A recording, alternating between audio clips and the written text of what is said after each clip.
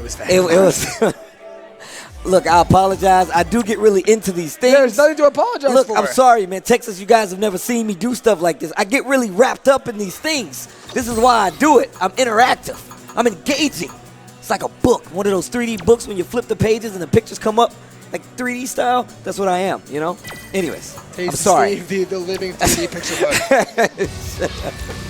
book. Anyways, so we have losers finals right now, and we have Ken versus Nikali. Now, like I said, we see now that PR Rock going into his more dormant, I'm going to kill you like state with the bags under the eyes, the light right at the brow, evil PR Rock. And he's definitely come out at the top Nikali at this point. After losing to Shin Chang, he beat Shin, he beat Vagabond, and he also beat at least one other Nikali in this tournament so far to get here into the losers finals.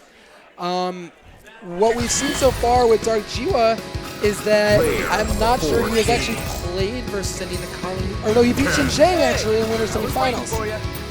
And so he has so far won the setup. This is definitely a button check and not the grand finals. All right, they're going to go to a button check, of course. Now the thing is that I'm going to say this right now. Jiewa is a very respectful player. He makes you respect those footsie. He makes you respect the options. And you do get a little afraid. But we're talking about PR Rock. This guy legit learns on the fly. He's like an artificial intelligence. Although, you know, he's human, so of course he can learn on the fly. But you get what I'm saying. A lot of people, they get stuck in those routes where they play and they're like, hey, I have to do this. I have to do this to answer. And they can't jump over the fact that that player might be reading them. I don't feel like that's the case with PR Rock. I feel like PR Rock is always paying so much attention. But Jiewa is he's one of those players, he makes very small adjustments. I've seen him in other matches legitimately back up just to the instance where you're like, hey, you want to jump in and punish this right now. And then you get punished because you thought that he was not aware. These are the things that make great Street Fighter players. Oh, yeah. And you don't get this far in this tournament without those things. And we're going to see Jiewa, who has already slain Nikali so far in this tournament, see if he can do it again. And the standing roundhouse -4, not punished by a jab. Jiewa the life disadvantage. These are two of the highest damage characters in the game. Both of them with huge damage on pretty much any poke, DPs, and pretty much every option you can have. This would be a very high octane match. All right, nice step kick. Trying to get him to hit a button with that standing medium kick from Nikali.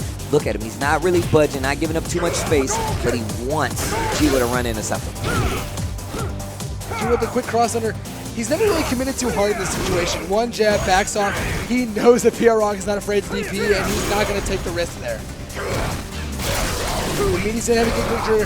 Jiewa smartly alpha counters, but gets blocked anyway due to the fact that that was a meaty. And goes over the cross under, tries to bait the throw, but doesn't bite. Oh, wow! Nice. PR Balrog takes it. Nice. The down heavy punch into stomp is such a good frame trap when in the trigger, and on hit it will obviously combo into the EXP for the kill, making it a very safe and strong pressure option. I like the ground being respected by Jiewa and Balrog. Jiewa finally taking the lead at the start of this round.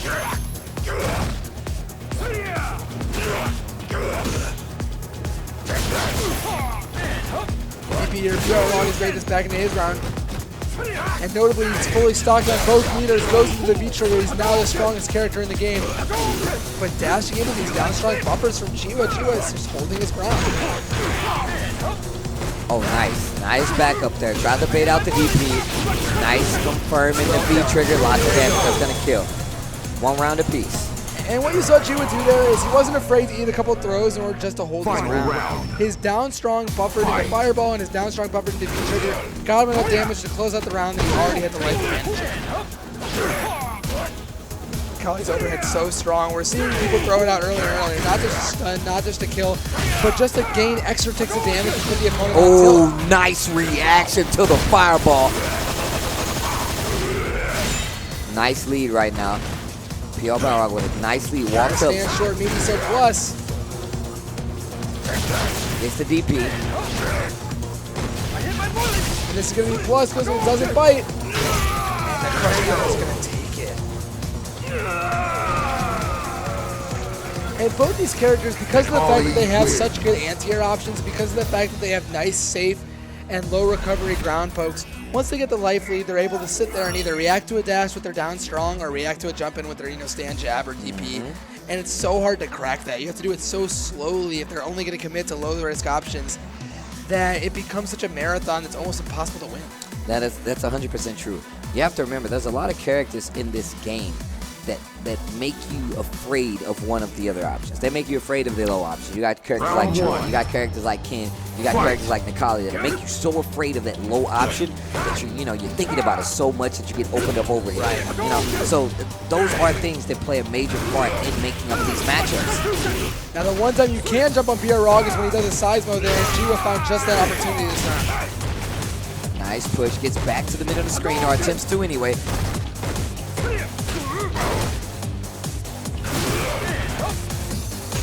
Alright, and a down strong counter poke on the whip down strong for Balrog.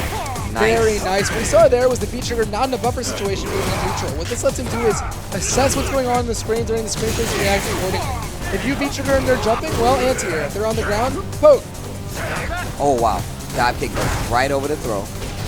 Oh, nice farm medium punch. Gets the light kick Tatsu. No confirm.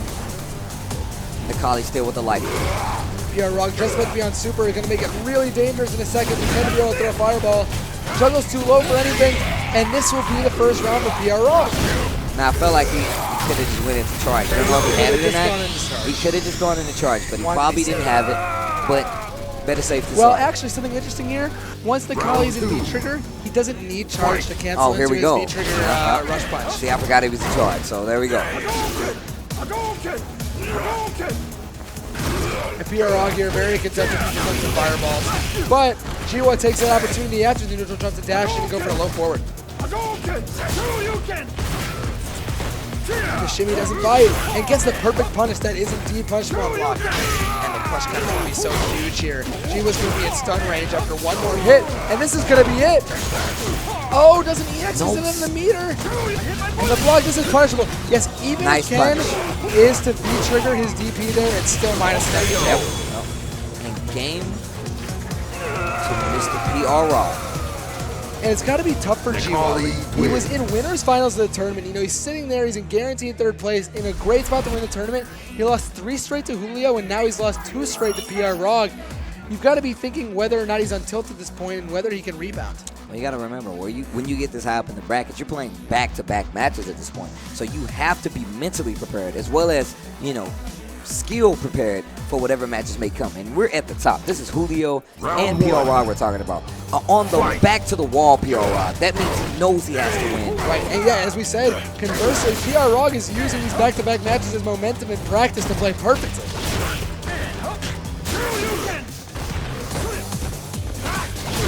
Oh, nice. Stick him in the corner. The neutral jump goes over the poke, and one more hit will be a stun. Jumps back with the instant overhead, but whiffs it. And yes, Nikali does have an instant overhead on every character in the game with his jump back jab. Balrog stuck in place and goes for the low forward. Wow. One more round will send into grand finals for the first chance to fight Julio in the tournament. He just seems like he's not sure what he's supposed to do at this point. Trying to get in, opens up with a V-skill run, gets the crush counter roundhouse. Nice pressure. Let's see if Balrog wants to DP this time. No, gets people jumped on and out of the corner. I feel like Jiewa's biggest problem here is the positioning of his character. He's honestly been jumping over, trying to get mix-ups and putting himself in the corner. I completely agree. I feel like... And finally a punish on the overhead. Very nice. Jiewa done a good job this round playing more defensive. And 2 jumping roundhouses, no confirmed, crouch medium to take the win. That says a lot about what's happening. That means he's not sure on what he's doing right now.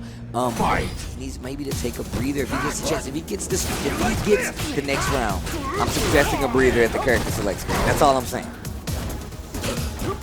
Nice buttons right there. I like the challenge. Oh, wow. Don't like that challenge. He just did a lot of life. And people take notes at home. Winners do supers at the start of the round. It's so worth the damage you get. Exactly. Nice momentum changer, regardless if you have, meter or not. And that's when it comes to the knife safe, play, making sure you're not doing too much. And here we're going to see that stand heavy kick from Hakanamo, putting him all the way in the corner. One nice thing about that combo is obviously the corner carry itself, which puts Ken in his best possible position. Oh, wow. Nakali. Pierre Rock goes to stun. Actually, one more hit could probably take the match. Oh, wow. Burns the V reversal just to get out of trouble. And not punished on block. Pierre Rock going to play super defensively here in order to get the win. One more hit will do it. And the Seismo gets reacted to. Got it so tense for Arts. Didn't say anything. -2. Will he go for the DP? No. Anything right now from PR Rock will take. And notably, Jiewa has no meter in order to EX Tatsu. He's going to get in the honest way. Oh. If that was a medium one, standing medium punch, PR Rock moves on to grand finals versus Julio. What a tight set. What? And these are the two guys I lost to in the tournament. Makes me feel a little better. Okay.